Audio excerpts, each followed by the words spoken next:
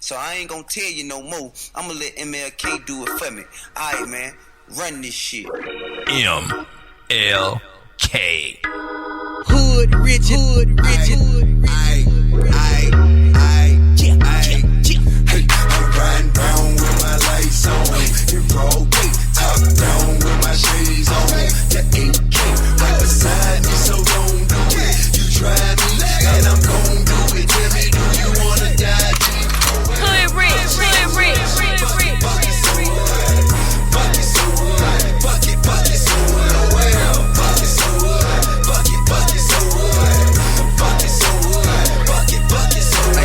I ride round, my lights on, my top down, my nights on, my white tee, my AK beside me, don't get wrong. We won't take no shit home. In broad day, we parlay. Them broad say I'm all that. I hit that, they call back. Pockets full of them tall stacks. My homeboys, we mall rats. Hit Gucci, hit Louis, hit Hermes, bought all that. I pull up, then hop I gotta out let it here, ride. oh, shout, you saw that? I gotta let it ride. Ain't he fly? If not, what you call that? Still, big bank can't fold it up. 100 pounds of the loud can't roll it up. I gotta let T.I. flow with that one. We real nigga can't help but notice up. We cool as shit and we dope fuck. You approaching us, you know what? I gotta you let give a T.I. fuck flow. about your life, why should I? So what?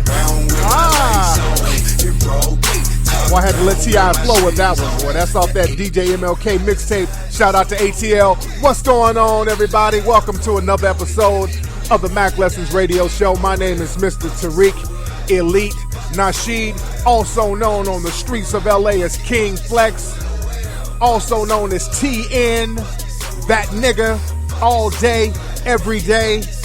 Today's show is brought to you by CaseUltra.com. That's where you can get your clothes on. You can get your shirts on. CaseUltra.com. Go ahead and get your t-shirts on.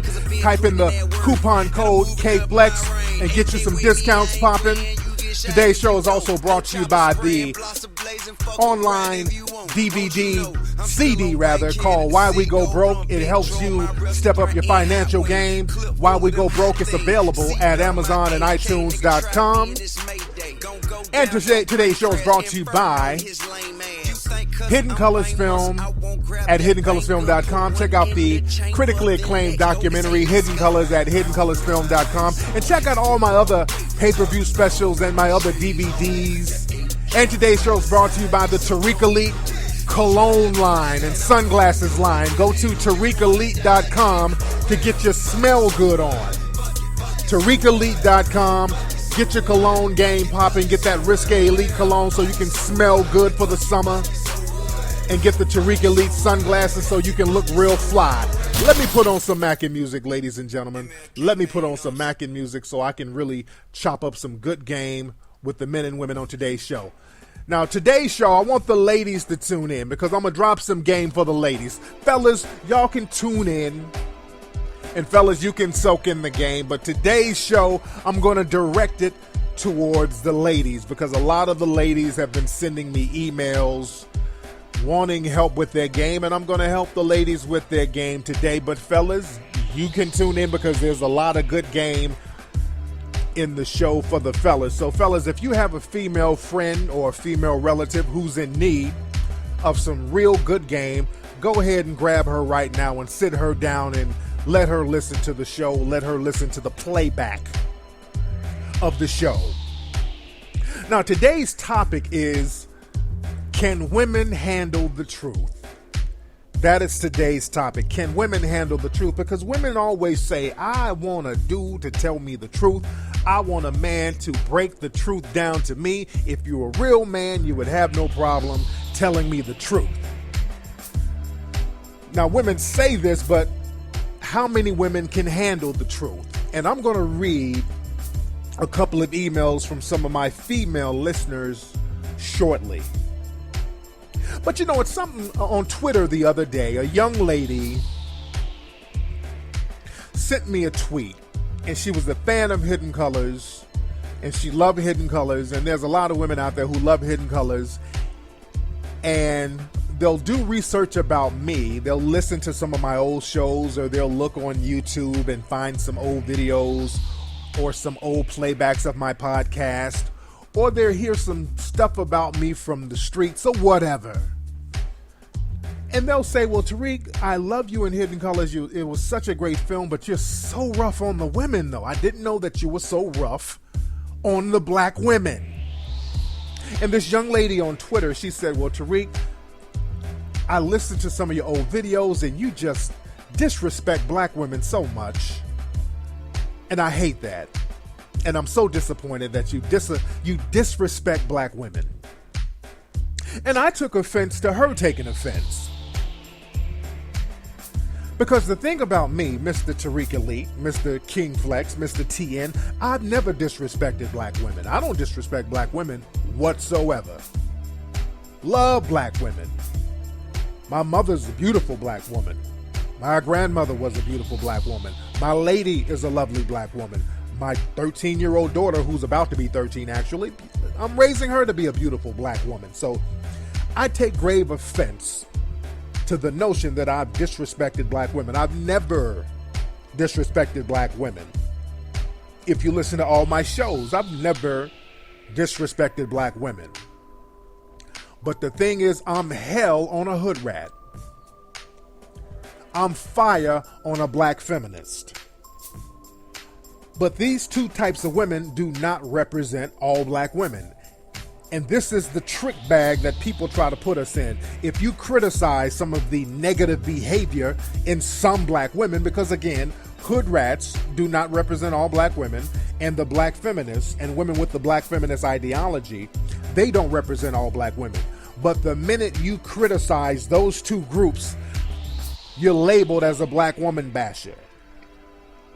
And that's a bunch of bullshit.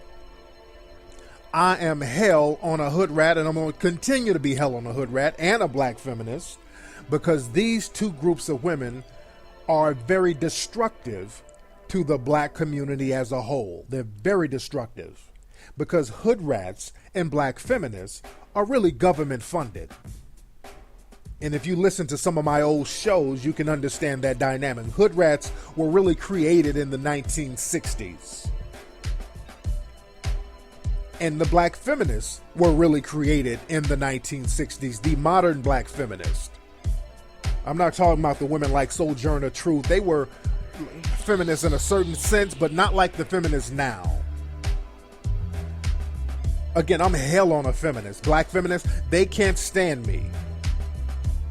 So anytime any group of black females talk about how much they hate me, or if there's a message board with a bunch of females saying they hate Tariq Nasheed, usually it's black females with the black feminist ideology. And again, I'm hell on those broads, because a black feminist is totally useless as far as any kind of progression in the black community. They are totally used to keep the black community in check and to keep up dissension in the black community and keep up a negative mindset among black women. That black feminist ideology poisons the minds of other black women. Because, and I've done a whole show about this, I've done a pay-per-view special about this. Black feminism is some useless shit because it's not based in reality. There's no practical reason for black feminism. Most black feminists want to be a part of the white male power structure. This is why a lot of black feminists who are not studs end up dating or marrying white dudes. Black feminists and white feminists are totally different things. I have no problem with white feminists whatsoever, because white feminists, they have a legitimate gripe. Their gripes are very legitimate. A lot of white females have been put into a box by the white male collective. A lot of white females are put in check. There's a negative stigma from the white male collective against white women who date outside the white race. That's a very real thing. That stigma is not there for the black female community. There's a negative stigma for white women who become single mothers. There's still that negative stigma from the white male collective. That negative stigma is not there for the black female. It's almost promoted. Being a single mother in the black community is goddamn a badge of honor. It's ass backwards, but it's a badge of honor. In the white community, there's a negative stigma for white women to become overweight. If a white woman gets too big, white men, they're hell on a white woman who's overweight. In the black community, that's not so. An overweight black woman is accepted to a certain degree. So again, my point is, there are a lot of legitimate gripes and grievances in the white female feminist community that the black female feminists don't have. So again, the black feminist ideology is really there to help the white male power structure destroy the black male. That's really all it's for. And I'm hell on these broads. I'll fight these broads to my last breath, calling them out on their bullshit. Unfortunately, that mentality, because a lot of sisters might not be black feminists, but they'll have that black feminist mentality when it's convenient for them. And again, I'm not going to go into the whole black feminist thing because I've done a couple of shows about it. Go listen to my pay-per-view special called The Myth of Black Feminism. You can get that at MackLessons.com. And I just go in it real deep for like an hour. It's very good special. Very good special you guys need to check out. And again, like I said, I'm hell on a hood rat. Hood rats are very dangerous to the black community as well because hood rats are dusty nigger factories. Hood rats have been very strategically placed in the black community. Hood rats were created to break up the black family, to make it acceptable for a female to be a single mother and half-ass raise kids. When you half-ass raise these kids, that's the foundation of a lot of problems. And I'm hell on that. And a lot of women who personify some of these hood rat characteristics, they get offended by that. Which I don't give a damn. You should get offended. It is what it is. Sometimes the truth hurts. Can you handle the truth? If you want the truth, sometimes the truth hurts. And the thing is, ladies, the problem is a lot of times the truth hurts because in this generation, a lot of women are not used to dealing with a real man. See, ladies, I am what's called a real ass man. And most women, sisters out here, did not grow up with a real man. A lot of the men women see, or women have seen, a lot of the men that women have seen in the last 40, 45 years are just niggas coming in and out the house. Niggas that your mama was fucking every now and then. You've never really seen a real dude get down and put down the law, put down the rules, put down the truth. You haven't seen a real dude. You've never been around a real dude. So when y'all see a real ass man spitting some real shit, it offends you. Whereas a woman who knows the game, they can respect the truth in that. See, the thing is, a lot of you ladies are used to these cupcaking ass niggas. You used to trick ass niggas. You used to goddamn simps. Laying up around you, sucking your ass day in and day out, not telling you the truth about yourself. And I'm just not that dude. I'm a real ass man, and a real man or real men like me have no problem telling you the truth, whether you like it or not, good or bad, right or wrong. They're gonna lay that truth down to you. Now, as a real woman, you got to learn how to accept that. A real woman can accept that truth and grow from that. A punk ass will get offended by that. A lot of females feel like if a nigga is not kissing your ass, they're being disrespectful. And every time I go to events, I was at an event this weekend up in Las Vegas. I was at the Hoodie Awards that Steve Harvey put together. And that was a very good award show, by the way. Shout out to my brother Steve Harvey and the whole crew. The Hoodie Awards was a great event. Everybody looked nice. Just a beautiful black crowd. The New Edition performed. Stevie Wonder performed. Just a lot of great groups performed out there. It was very well put together. Very nice event. Now, the thing is, whenever you deal with a group of sisters, you have to kind of kiss their asses to a certain degree. And I've noticed this. That's the only thing I don't like when you deal with a group of sisters. You know, you gotta pander to the female audience. You gotta say, oh, shout out to all the big girls. You gotta pretend that the big girls are fly. You gotta kind of throw salt on the brothers a little bit. Oh, the men ain't really taking care of their kids. The women are too strong. You got to start talking that shit. Now, that I don't like. They did a little bit of that at the Hoodie Awards this weekend. They did a little pandering. You know, they did a lot of Jesus pandering, because that's another thing. If you get a group of black women together and start talking about how Jesus is going to forgive you and Jesus this, Jesus that, they soak all that up. So you got to do a lot of pandering to the black female audience for $1. Black women will pay large amounts of money to get that pandering. There's a lot of money in the pandering to the black female business. And that's my thing is, I want to be the anti-panderer. This is probably why most of my audience is men. And I like that. I like to have an audience who can respect the truth. So I ain't got to do all that pandering. Because I have this thing about being phony. I'm not good at being phony. That's why I just keep it 110. Because the thing is, if you phony, you say one thing in public and then behind closed doors you do something else, you know, then that makes you look like a hypocrite. And I don't want to be neither. I don't like the thought of being a hypocrite. I don't want anybody to say, hey, nigga, you tricked us. Nobody can say I tricked them. I kept it P.I. till I D.I. I keep it Mackish all day. There's nothing you gonna dig up that about me that ain't Mackish. That there's no simping, no tricking, nothing that you gonna dig up about me that ain't got some macking up on it. Now, I done let y'all know that from day one. How I get down, how I roll. So I can't sit up and tell guys to roll out the red carpet and trick off your drinks at the club and do all this for the ladies when I ain't done none of that shit. And if I did start cupcaking and tricking and start telling dudes to do that, people would call me out. They like, hey, wait a minute, why are you telling niggas to roll out the red carpet for women and buy them stuff, and you don't do shit like that? Every woman I've ever dated will come out the woodwork saying, well, hey, nigga, you ain't never done none of that for me. So I like to just keep it truthful. I like to keep it 110.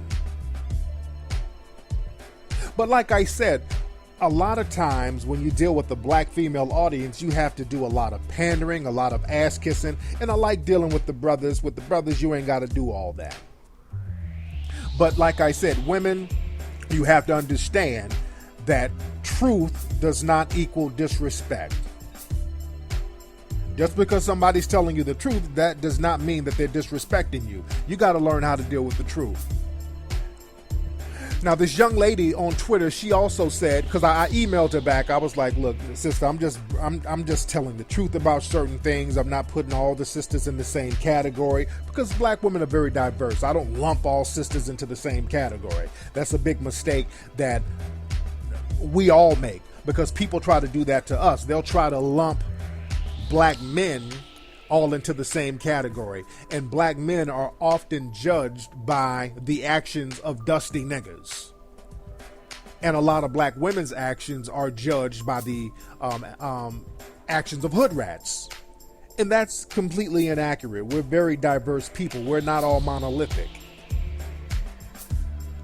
But the young lady said to me on Twitter, she was like, well, Tariq, black women already have enough negativity, so we shouldn't feed into the negativity. We shouldn't add more negative energy out there on black women, because black women are already stigmatized in the community. They're already stigmatized in the media, so we shouldn't add on to that. Now, I have a problem with that. I have a problem with her saying that, because the thing is, black men are extremely stigmatized and demonized in the media, and black women as a whole, y'all don't say, hey, let's stop demonizing the black men. A lot of sisters join right on in with the demonization and the criminalization of black men. Y'all jump right in head first, criticizing and throwing the brothers under the bus along with everybody else. So that criticism I cannot take. And again, I'm not trying to create a negative vibe or to try to stigmatize anybody. I just call out what needs to be corrected in the community. And if we're going to criticize anybody for being disrespectful, I don't like that criticism, because there are a lot of white folks and a lot of people outside the black community who are constantly disrespecting not just black men but black women highly, but nobody never says nothing. I've been the only one who will come out and talk about these movies like The Help and The Blind Side and Precious, and talk about how negative they are to black women. I've been very outspoken about films like that and other television shows and other entities that are blatantly disrespectful to sisters, and a lot of sisters sit up and don't say nothing about it. So I have a problem with that. So if we're going to criticize somebody for being disrespectful, let's criticize all of it. Let's not single out me or any other brother. And brothers, let's not single out Oprah or Tyler Perry or whoever. We're so quick to point the finger at each other. I'm an equal opportunity offender, by the way. I get on everybody. So this whole thing where I get on sisters, no. I get on everybody. I get on black brothers, white dudes, Asians, white men. I get everybody. Everybody gets hit. But we have to see the real disrespect that comes our way, because a lot of times it comes to us in very covert ways, and that has a lot to do with the self-esteem of the whole community, because we're attacked very strategically, especially through the media. You know, speaking of all these TV shows and all these movies, there's a show, I was looking at TV the other day, and I was working at home, and my TV was just on one channel. It was on the TLC channel. And there's this show they got coming out called Honey Boo Boo. It's about these they have these little girls doing these pageants, toddlers and tiaras or something like that. And they gave one of the little girls a spinoff show. And the show is called Looking for Honey Boo Boo or Coming for Honey Boo Boo, some shit like that. But the little girl's a little chubby white girl. She's about 6 years old. Her little nickname is Honey Boo Boo. And basically what it is, this little girl is doing this real offensive, stereotypical impression of a ghetto black woman. And a lot of white folks find that cute, and they done gave her a show. And it was real slick how they did it, because, you know, minstrel shows, that's America's #1 pastime. Whites making fun of blacks. Whites having their little black impressions or black impersonations that they do. That's been a major pastime in American culture. As a matter of fact, that was the first form of American entertainment, minstrel shows. A lot of folks don't know that. The first form of entertainment to specifically come out of America were minstrel shows, were white people doing fucked up impressions of negative stereotypes of blacks. That was the first form of American entertainment. And, you know, it went all into the 1900s with the Al Jolsons and the people putting on blackface and doing the mammy and all that old stuff. So whites doing stereotypical impressions of black people, that's been America's pastime. And it's a buried pastime, because now if you do it openly, it's very offensive, and people will know that it's offensive. So a lot of whites will find ways to do it. And I'm not throwing all white folks under the bus, because a lot of whites think that I'm hard on them. But I peep the game, and I got to call it out how I see it. Because I know that secretly a lot of whites, and I know your culture, I know what y'all do. A lot of whites, when they're by themselves, they have a lot of fucked up black jokes that they share with one another. And they have these fucked up impressions that they do of black people. A lot of white people have their little black impression that they do when they're among their friends. Not all. I'm not throwing all whites under the bus, but if you are a white person listening, you know exactly what I'm saying is true. Fellas, brothers and sisters, if you have a white friend, ask them about that. Ask them about their white friends who do fucked up black impressions, or ask them about their friends who have them fucked up black jokes. All of them have a friend who does it. But anyway, the point is, there's this show on TLC. It's called Here Comes Honey Boo Boo. It's going to come on in a couple of weeks, I think. And like I said, it's this little kid. She's 6 years old, doing a fucked up ghetto black person impression. And an adult couldn't do that because it would clearly be offensive. So what they did, they've allowed a child to do it. And if a kid does it, they can use the excuse, well, the kid, it's just a kid, she don't know what she's doing. but they know what they're doing. And let me play a little clip of this kid on this show. And the show, like I said, the show is coming on on TLC this coming season. And this is a little clip. The girl is like talking with this fake, sassy, ghetto, black accent. Now, here it is. I'm Alana, I'm 6, and I'm a beauty queen. The other girls must be crazy if they think they're going to be me, honey, boo-boo, child. So she's doing that. If these other girls think they're going to be crazy if they're going to beat me, honey, boo-boo, child. It's real cheesy and corny. And here's another clip. You ready for the hotel? We ain't got a swimming pool, unfortunately, this time. Come here. $1 makes me holler, honey, boo-boo.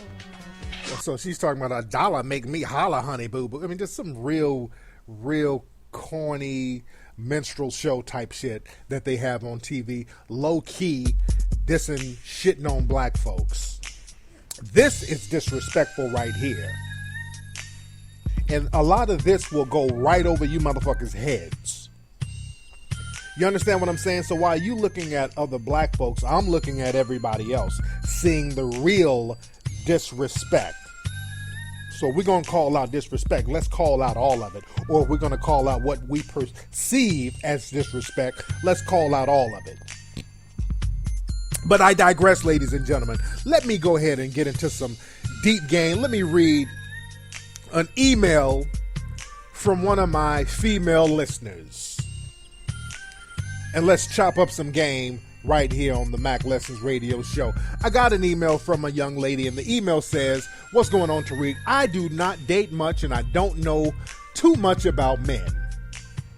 Please tell me what happened in this scenario." Now, this young lady, she lives in Southern California, by the way. This young lady lives out here in California. I just wanted to preface it by saying that.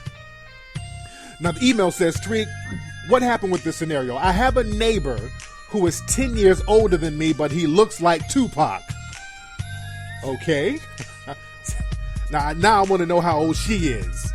Because if she's 40 and you got a 50-year-old nigga who looks like Tupac, that really don't mean a hill of beans. But anyway, the email goes on to say, "Our relationship started off innocent. He offered to teach me how to play chess, so he came over a couple of times to give me lessons. I did not think that he was attracted to me because black men usually aren't." She says, "I'm a sister." Anyway, after our chess game, he started kissing my hand and he kissed me goodnight. He invited me over to his, to watch movies at his crib. And we had a good time. You know, he has a real cool vibe. He drives a Benz. She goes into describing the brother. She said at his apartment, because they stay in the same apartment building, she said he started kissing me and we ended up making love and it was great. He played chess all right. He pulled out them titties and played chess. That's the kind of chess he played. He played real chess. He played on your chess. So anyway, it goes on to say, they made love and I started to be very attracted to him. So one day, he takes me to this park in San Diego. It's like a park, I guess, that people drive around in on the weekends. He takes me to the park on the weekend one evening, and he tells me that I could not be his woman because he has to protect his image and I would mess it up because I'm overweight. She said, I felt so humiliated. I felt so hurt. I told him to take me home and I tried to avoid him because we live in the same building. Now, Tariq, I know you said that you don't like overweight women and you would not touch them. But if this black man did not like overweight women, why was I good enough to spend the night at his crib and be catered to sexually, but I'm not good enough to be seen with them? I feel so foolish. This is why I stay in my house like a hermit and I do not deal with the outside world or even try to date men. So what is my problem? Signed anonymous. Now, there's a lot of things going on with this email. Now, number one, I got to pop my collar to the old Tupac. I got to pop my collar to him because the brother did keep it real gangster with you. The brother kept it real West Coast. He kept it real truthful. He told you what the damn deal was. So you can't hate on the brother for that. Because the dude could have been tapping you and fronting, acting like he wanted you to be his lady and leading you on. That brother kept it real gangster. He kept it real West Coast with you. He kept it real Mackish with you. So you're going to have to respect that first and foremost. Now, that truth that he gave you, it kind of hurt. But you're going to have to respect that truth. At least the brother didn't lead you on. So I don't really have any kind of hatred or any kind of negativity towards that brother because he really didn't do anything wrong. You guys had a cool little liaison. Seems like you guys had been getting it in at different points. And he let you know what the real deal was, that he just didn't want to sport you out. Now, he could have been more tactful about it. You know, the brother didn't have to really, like, insult you. He didn't have to say all that you fucking up his image because you overweight. He didn't have to say all that. That's the only complaint. He could have been a little more tactful. You can be tactful and cognizant of people's feelings, but at least he kept it honest. Like, okay, you know, I'm not dating nobody, but I don't want you to be my main lady right now. But the thing is with you, young lady, you have become an in-house jump off. And so you got to accept that. That's what you are. Sometimes women have to accept their jump off status. And basically that's what dude was telling you. Now you're confused as to why this dude would hit it and not want to be in a relationship. Well, look at this. Look. And the brother sound like he has it going on, and that's what threw you for a loop. You're like, okay, this brother has it going on. He's kicking it with me sexually. So why did he just throw me under the bus? Look, ladies, if a dude is living in an apartment complex, the best jump off to have is somebody who lives in your building. And he kept it real player. Because the thing is, he don't want to lead you on when he has his dimes over at his apartment and you come knocking your ass on the fucking door with some emotional bullshit. So that's what he's doing. He's covering his tracks. He's not trying to lead you on so you can come all up in his building with the rah-rah shit. So he did the game. He played it by the book. He kept it 110% pimping with you so you won't be in the building with the bullshit. Because that's what you do not want to have. If you banging somebody in your building, you don't want to have any loose ends. You don't want to shit and eat in the same spot. You don't want to be lying to a girl and you live in the same building with her and she's being led on and she knows where your car is. You know what I'm saying? That's just too close for home to any kind of bullshit to jump off. So the brother kept it real pimping with you. That's why he was very brutally honest with you. And again, your in-house booty.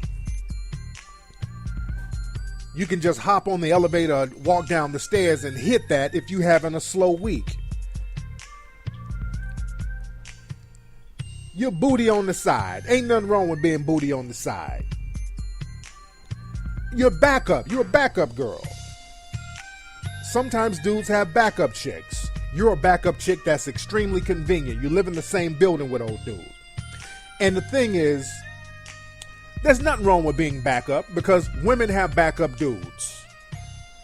Women have dudes that they call when they are feeling lonely, or they have dudes to call when their main dude is not around. Women have backup dudes, men have backup women. So let's not shit on the whole backup concept. You just happen to be the backup girl who lives in the same building as the dude that you're attracted to.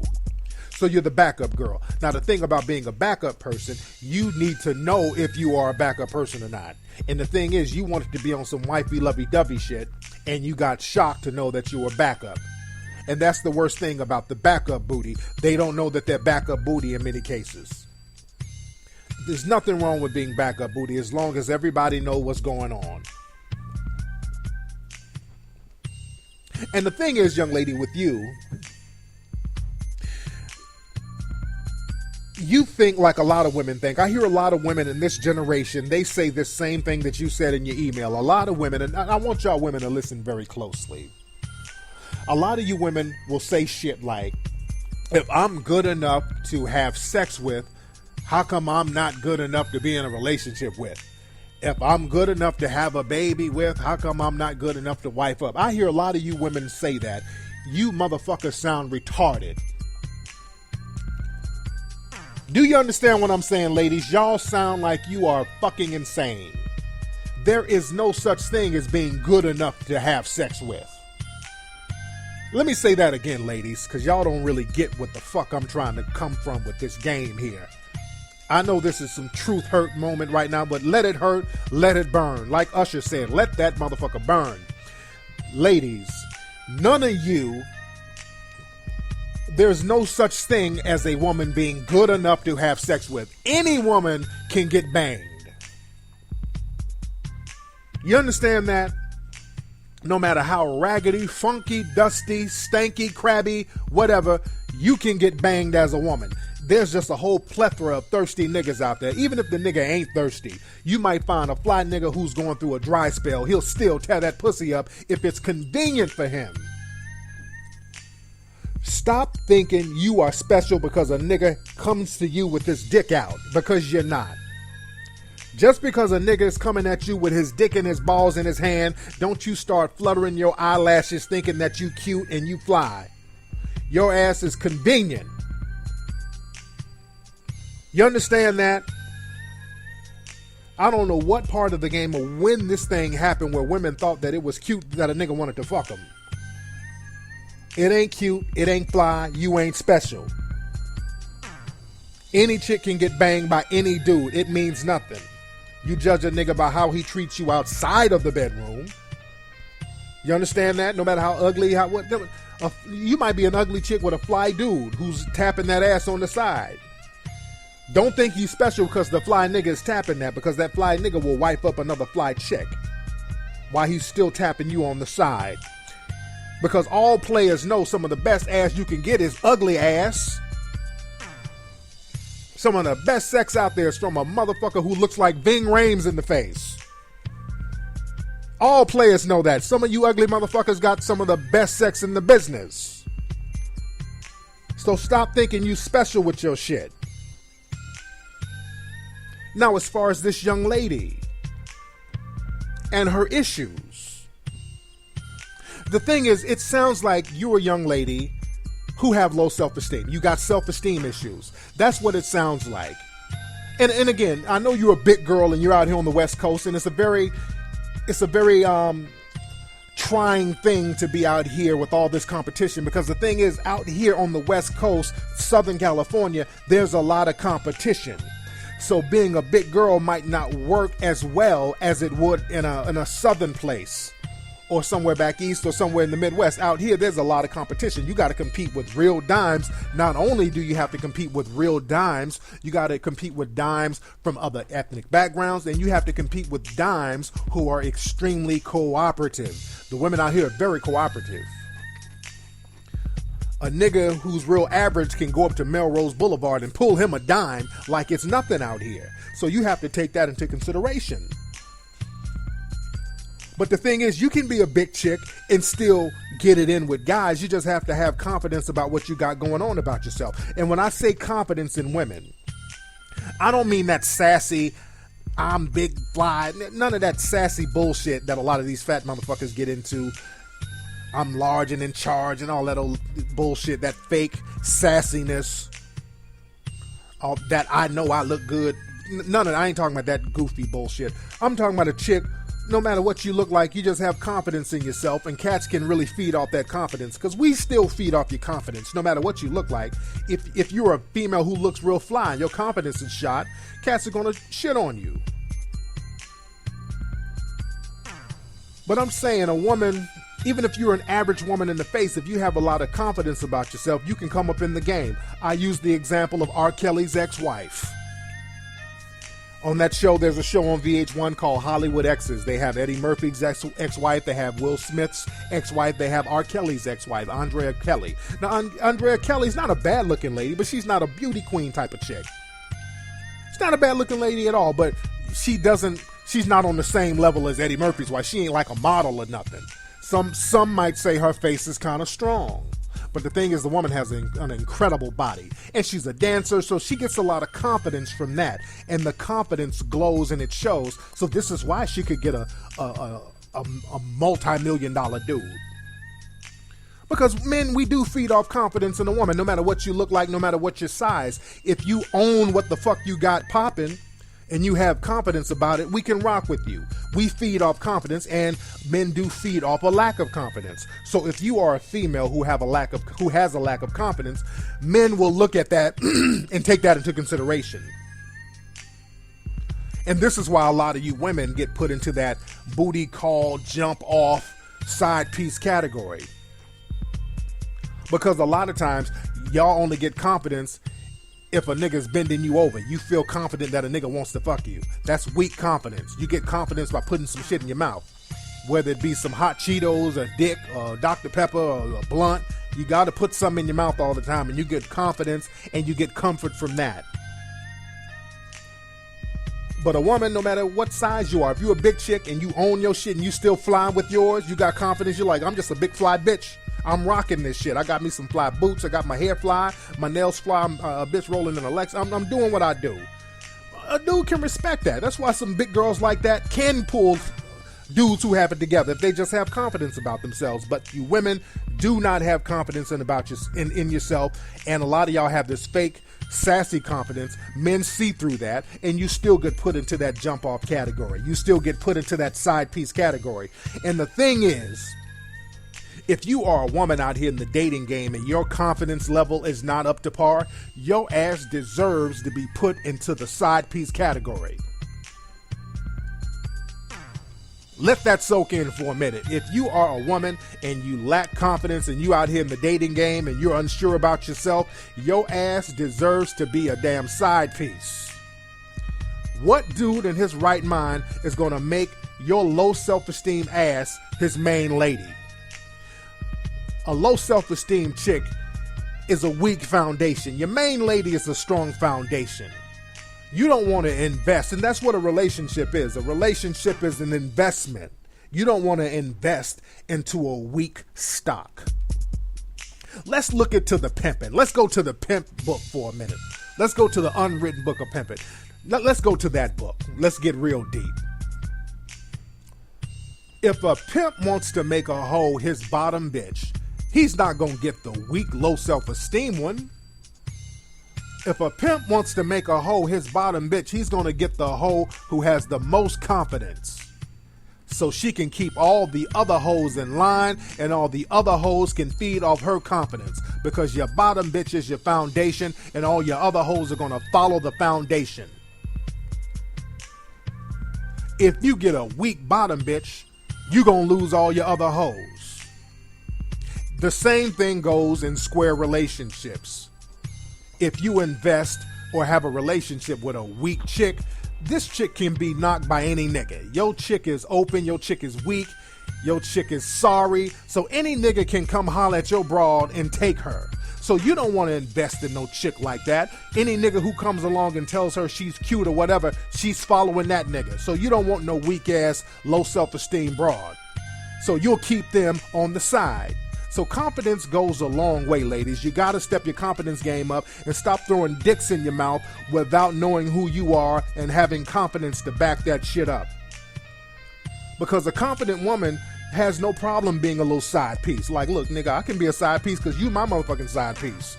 I'm just fucking you till I just get my shit together and move. I'm about to move to another city, so I'm just getting my last dick in before I bounce. So women and men can be side pieces, but just know who you are and have confidence about how you play this game and accept the truth when that truth comes to you. Ladies and gentlemen, that's been today's episode of the Mack Lessons Radio Show. Don't forget, people, go to MackLessons.com. Check out my pay-per-view special, Secret Societies, Black Secret Societies. Just a whole plethora of pay-per-view specials that I have. Check out that Black Feminism pay-per-view special. Real good game in that. Go to TariqElite.com. Get the Tariq Elite sunglasses. Get the Risque Elite cologne. And go to Hidden Colors Film and get the critically acclaimed film documentary, Hidden Colors. I will holler at you guys this Sunday on Ustream. Peace. Peace. Peace. Peace. Supreme peace. Supreme peace.